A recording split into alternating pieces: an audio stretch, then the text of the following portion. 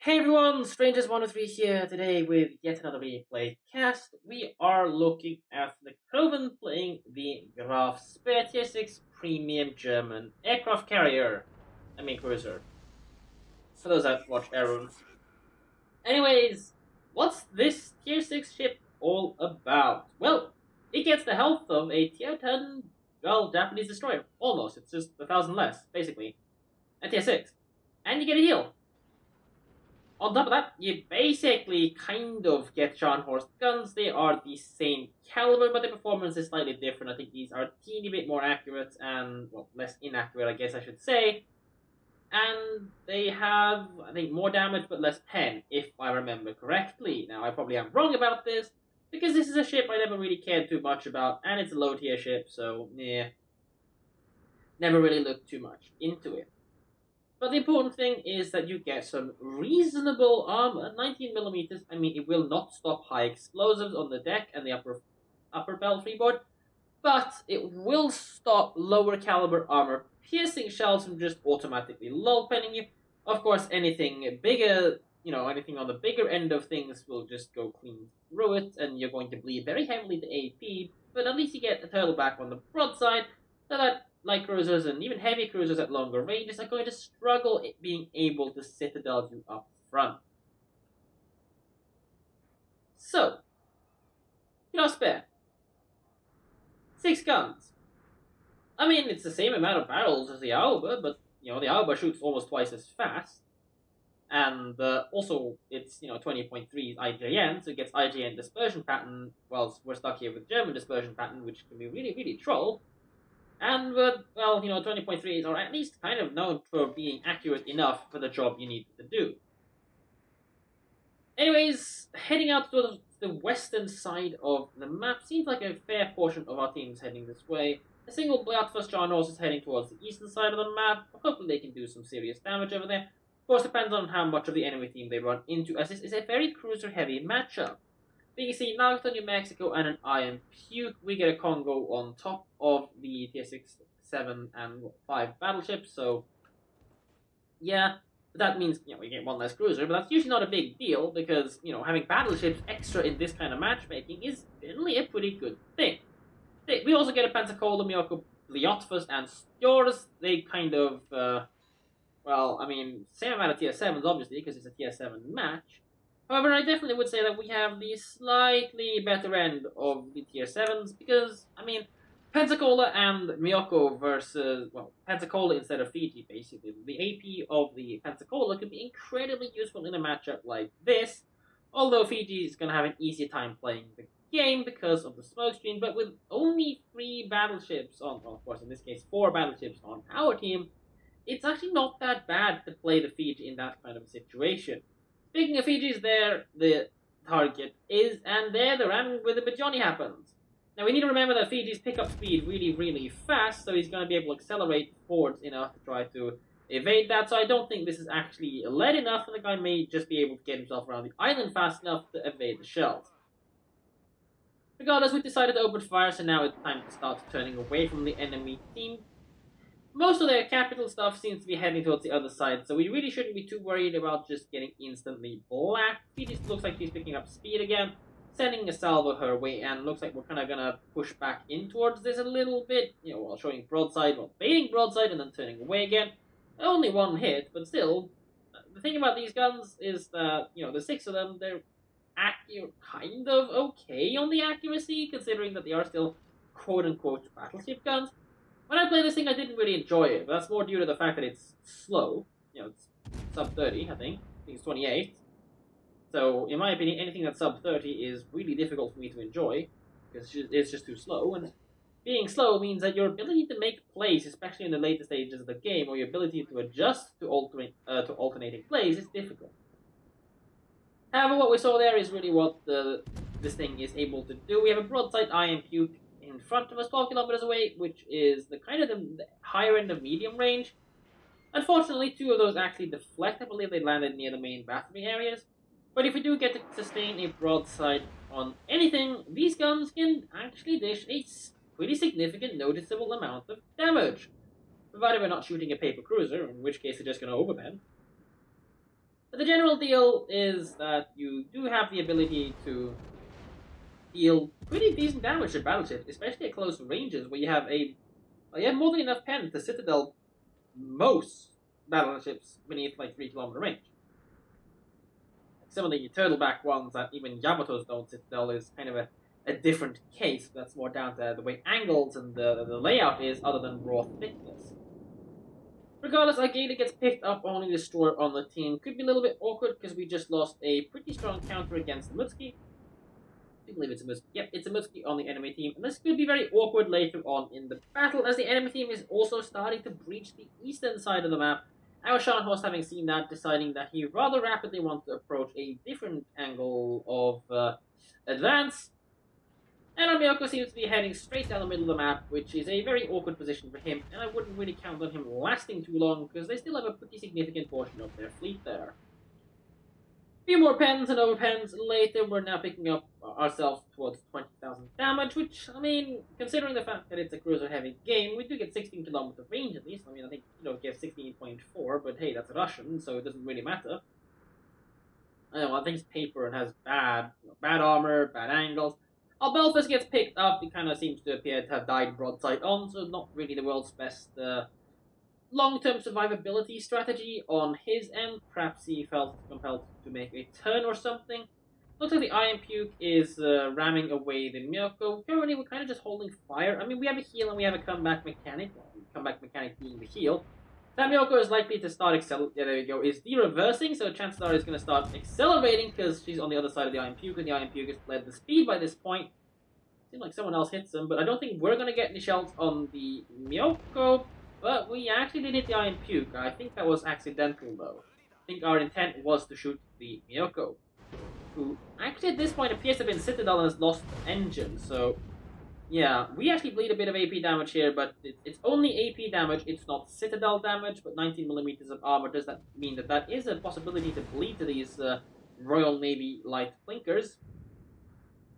But once we angle, they're not going to be a threat at all. And turns out the enemy actually has a Pensacola as well. What? Pensacola? Oh yeah, we get a Stewart instead of the Fiji, never mind. Yeah, we got a Stewart instead of the Fiji. Yeah, I mean, Stewart is better at AT spamming, so... Regardless, slight overlead and the Miyoko actually turned in, but this guy seems to have last stand on the Miyoko. I mean, it's something you kind of want on the Atolol. I'm not even sure about the Mogami, but they tend to lose their rudders. But chances are this Miyoko is going to have the engine fixed up sometime soon, so I think this is the last shot we're going to have against the Miyoko that's at this kind of an angle, but at least it gets us a single Citadel. The 10 was probably against a turret that didn't do anything. Seems like chat seems to be going a little bit ham. The Sharnos really shouldn't be trying to go into the cap circle. The Sharnos has actually a very strong kiter as well. 50mm of deck, armor 19 stand. No, it's 25 standard, and 50mm deck means that he actually isn't low penable by anything short of the enemy's Nagato. And of course, you can just AT spam the Nagato's 25 in return and murder him that way. Regardless, we've pushed back to try to defend, which is going to yield the awkward result of, well, we're not actually making progress on the western flank as well. And the thing about this is that if you do want to head back to defend, yeah, but you need to ensure that you at least have one flank secured. If you don't actually have a flank secured, a lot of the times it might just be better off trying to push down the enemy flank, especially in this case since it's a mostly battleship fleet heading up towards us, meaning that, well, we have this awkward situation of we're never going to kill them anytime soon, especially not with the reduced DPM of the Graf Spee and the reduced spammability of the Graf Spee compared to, say, even something like the Alba, which can spam HE at the 25mm of armor everywhere that the New Mexico and Nagato has and absolutely evaporate them over a long enough course of time. So at this point, we pretty much should just consider kiting away. It looks like the Scharnhorst has decided he wants to kind of rush back in again. Not really sure that's the best thing to do overall. I mean, their Mutsuki could, for all we know, be around. The Osprey does a good torpedo angles. So does the Scharnhorst, but, that is an enemy Osprey, and at this point, it might just be better to focus down that. We still have enough, we basically have a concealment kind of play here. We can just stay concealed. And the enemy Mutsuki actually gets spotted on the northwestern side of the map now, just north of us, meaning that this Scharnhorst's move to push in and go for a Sukkablayat torpedo run actually isn't all that bad. He just needs to make sure that he doesn't die to the Graf Spee, and that really should be priority number one, eliminating the Graf Spee, even if possible give a F3 target Graf Spee marker, because, well, he's the one with the torpedoes, and if we can kill this guy early off, our Sharnos is going to have a much easier time of life, but our dispersion doesn't really seem to be helping, and our Stewardess is incredibly low HP. And Sharnos does lol pen the 19mm of the Graf Spee. I think I'm actually not certain about this. I would not shoot it in New Mexico. I would try to finish off the Graf Spee. I mean, we can kind of just shoot him in the bow area and still deal a reasonable amount of damage. That's slightly under lead, I believe, so I don't think we're going to get the roll spin out of it. There you go, 3 hits at that kind of an angle, so we probably definitely can low pen that. Our Sharnos seems to have completely missed all of the torpedoes, but the Graf Spee is already dumped starboard side, so I doubt he's actually going to be able to trade down our Sharnos like this. But Sharnos needed to kind of just close pass and push through the Graf Spee, and just hope someone else deals with him. So he's at this point decided he wants to try to angle out. And looks like our torpedoes, the Sharnos of torpedoes achieve a grand total of nothing against even the Nagato, and we're awkwardly broadside. Nürnberg also shows up, and he can actually be a threat with his DPM with us against AP. If you're shooting HE, he's not the world's biggest threat, but we still need to focus and decide on a priority, and there's now a Miyoko coming down the middle of the map, which could be incredibly awkward. Our Scharnhorst is now caught in, really stuck between a rock and an interesting hard place. New Mexico, the chances are going to try to pick up the speed once he notices that there is already fish coming, and he's hopefully going to in-turn, so the second salvo of torpedoes is very well aimed in that regard, but the first salvo looks like it's already pretty good. Miyoko seems to be incredibly low HP, one Citadel away from death, and definitely the enemy Miyoko tried to torpedo our Scharnhorst, so hopefully our Scharnhorst can actually evade that. I would probably try to get rid of the Miyoko at this point. The Nagato is way too high HP, and the Nürnberg is not one-shottable either. The Miyoko is a one-shot. There we go, looks like we reacted to that. Unfortunately, Miyoko does actually score a torpedo on the Scharnhorst, leaving us now in a 1 versus 3. That's way too far back. Just pause this. What we actually want to... a little bit. What we actually want to aim at isn't here, because we need to remember when our shells arrive, this is more angled than this. This is based, due to the way our shells are heading out like this, right? We're actually wanting to target our shells to land underneath this kind of an area, and if the Miyoko is now reversing, we need to aim here, and our shells will fall there, and have a higher chance of scoring a Citadel. So let's play ball and kind of... hold on. Scroll that away, and there we go. Looks like we're firing way too far back, so that's unlikely to score any Citadel. We, in fact, don't even score any hit. Again, aimed a little bit too far back, and as we're starting to push through, we're kind of increasing the angles, and now we're using a Hydro in case the Nürnberg is looking to torpedo. Very good awareness there. Next heal up in 39 seconds. We're going to need that, because we're probably going to bleed a lot, especially if this Nagato knows how to shoot. Also, there we go. We do pick up the Miyoko, and we launch our torpedoes against the Nagato. A little bit of an early launch of the Nagato. There's no guarantee we're going to hit all 4. Would have personally tried to close a distance, get past them. But we now need to be careful, because those are 14-centimeter Nagato secondaries. We failed to get the kill, but that is the main advantage of 28-centimeter main battery. But chances are we're going to get traded by this Nürnberg here. If he has torpedoes up starboard side, we're definitely going down here. Looks like his main battery fails to find the kill on us. No fire, 47 seconds after the damage troll party. Heal coming online, even if fire may not have ticked fast enough. There is a very small chance it could have. But we do pick up the kill on that. High caliber Confederate devastating on the Nürnberg. Kraken unleashed 5 kills, but in doing so, we've just bled a lot of our health. Maybe win after all. I'm not sure about that. Emerald, might as well disregard that. I mean, we still have a reasonably healthy Fuso in Congo, so it is a small chance, but that all depends on what the enemy... well, there goes the Miyoko. No, there goes the Emerald. But it all depends on what the enemy Mutsuki does, and they still have a Belfast, which can be very powerful, but the important thing here is what is the enemy's Mutsuki going to do? If that Mutsuki starts torpedoing down the battleships, and the battleships are just giving chase to that without actually killing the enemy's Belfast, this game is still very losable, and it definitely is. Enemy destroyers can definitely make a very big play at the end if your team kind of feeds them by sailing broadside in straight lines. And there we go. Iron Puke spots torpedoes. Looks like the Belfast is also shooting at that right now, so that's most likely a wasted salvo from the Mutsuki, but he does actually get the kill. But he tells us as well now, because we're now paying attention to it, that we know in the general direction where the Mutsuki is, so our correct move is to go through the middle of the map. However, we don't have much health left, even with our comeback mechanic, that is heal. Wouldn't bother shooting there, and there we go. We also decide to hold fire. Good choice there. even with the comeback mechanic that I honestly believe every single surface combatant in the game should get, including tier 2 destroyers, just because of health and remove the 25 millimeters of armor, no problem solved. Like, if Wargaming is worried that giving heals to tier 8 cruisers is going to break tier 6 and 7 cruiser matchmaking, how about we just give everything a heal and the problem kind of solves itself, right? Like, I don't really think that ships should not be able to regenerate some kind of health when, like, the kid at tier 8, the destroyer, can heal its health back. Why should not everything be able to get some form of a comeback mechanic? It doesn't have to be something like a standard heal. It can just be 50% regen on, fires and flooding, 20% regen on any upfront alpha damage, and 10% or even 5% on citadels for, the cruisers and destroyers at, lower than tier 8.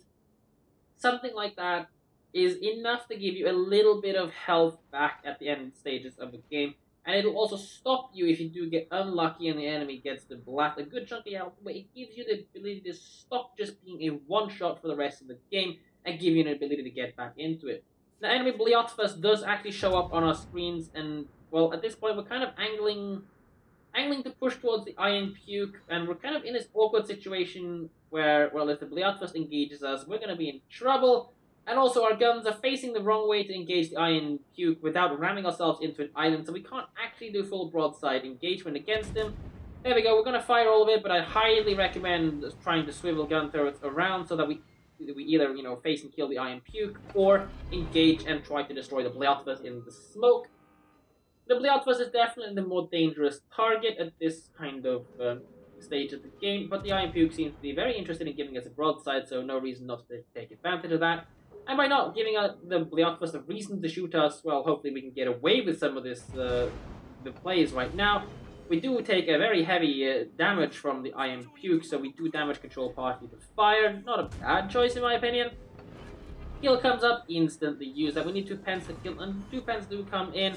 However, now we have this little minor Bleothfus problem, and he's kind of wanking down our Fuso. Definitely would aim at the Bleothfus now instead of the Mutsuki. The Mutsuki's going to go invis, and we are now the last remaining target on the team. Now, we bled a lot of health in securing the southern flank. We kind of didn't have much of an option. No point in looking over there. Definitely would look at the Belfast. Trying to torpedo the Belfast is a waste of effort right now. What we need to do is what we need to remember here is that if we die, these torpedoes are not going to get there, so we can't actually really afford to just broadside away either. And now we're just bleeding health. We can see the Bleothfus shooting. We know approximately on the map where he is. That's a little bit too high, I believe. We need to remember that shooting at the gun flashes is shooting at the upper end of the ship. Let me just, again, pause this to demonstrate what I mean. Well, let's actually do that. Hopefully it doesn't break. What we need to remember is that when we're looking at a target inside of a smoke screen at this kind of a range, let me just completely pause that here and zoom in. You'll notice that your gun angle looks a little bit like this, and where you see shells coming from is here and here, right? Okay, on the Belfast, this would be here, here, here, and here. That's what you see on the Belfast coming. But that's all you see. So if you aim directly at them, you can kind of see that if I speed up a little bit more and try to aim with this kind of a camera angle, you'll see that my actual point of aim is behind the ships. Like, the ship's waterline is here. We're aiming there, which is about 500-600 meters away. Which means that if we shoot our shell out, there's a good chance it's just going to fly over the target. We need to remember that just because the guns are here, what we actually want to hit is the citadel area, which is, and the actual central body of the ship, which is here, not here. So we're aiming at the flashes, we can see this, just imagine these being gun flashes. If we aim at them, our shells are going to fly over that. We need to aim lower than that. We just need to visualize the height of the ship, and the Bleothfus is actually a surprisingly tall ship. We need to visualize that in the smoke screen at this kind of a range, and shoot accordingly. And here, torpedoing, I'm not really sure, because we are currently under AP attack from the Belfast. I don't know if we swap back to AP, so that's it's 19 millimeters, so we're going to have a really, really bad time of it. He does show up, but he does get the last salvo airborne, and, well, we go down. That's it for this game. To answer a question, could you potentially have won this game? No. You pretty much had no choice but to push the enemy stuff in the south. If you tried to kite, you would likely have bled the same amount of health, because Nagato's and New Mexico's kind of just lol-pen your 19 millimeters of armor. And that's the downside of the ship. You will bleed. You'll find yourself bleeding into the later stages of the game. but that's what you get the heal to come back with it. I mean, it's better than any other cruiser where you may not necessarily be able to evade as many shells, you'll at least be able to heal back the damage, and you have a good health pool to begin with. Unlike, for example, something like a Nürnberg, in which case if you get unlucky, caught, or screwed by RNG, you're out. So, could we on our own have won this? No. If the team had killed the Belfast and hadn't died through the Mudski at the end, yes. So, at the end, the game was kind of out of your control. You're still a cruiser, not a battleship. If we were in a Fuso in that kind of a situation, obviously we wouldn't have torqued anything. But if we had a Fuso, we could actually tank the incoming enemy fleet, AG spam them, or just shoot them on the way in and farm them down. And in the later stages of the game, again, a Blyotfus isn't actually very good against Fusos because 35mm of armor with the 25mm of standard, 32mm of IF-AQ-10. So, with that in mind, we still had an incredibly good game here, 182,448 damage with 9 torpedo hits in a Graf Spee. Graf Spee torpedo launch angles are incredibly favorable for the ship, allowing you to just get in people's faces and unload. That sounded really, really wrong. 6 kills high caliber obviously means Kraken, 1 devastating strike Nürnberg with the Confederate award on top, 5 citadels, 3 of which against the Nagato. No other cruiser at tier 6 would have been able to achieve that kind of a kill. Although any other cruiser probably could have just run away and tried the kite and spam the Nagato down instead. But then we still would have had to deal with the New Mexico. 2 crits, I don't even remember what they were. Probably just, I think it was 1 gun crit on the, they're not important. Unfortunately, we only have this score screen. We don't actually have the rest of the reports. Not a major deal, though. Definitely a very, very good game, especially for a tier 6 cruiser. This would have been a very good game for a tier 6 and 7 battleship already. Heck, this would have been a very good game for a tier 8 battleship, and we achieved this in a tier 6 cruiser. So I hope you guys enjoyed this replay cast. Hope you found it educational. Hope it answered the question you sought to seek answers for, Necrovan. Take care, ladies and gentlemen. Hope you had a great Easter for those that celebrate it. And I will catch you guys in the next one.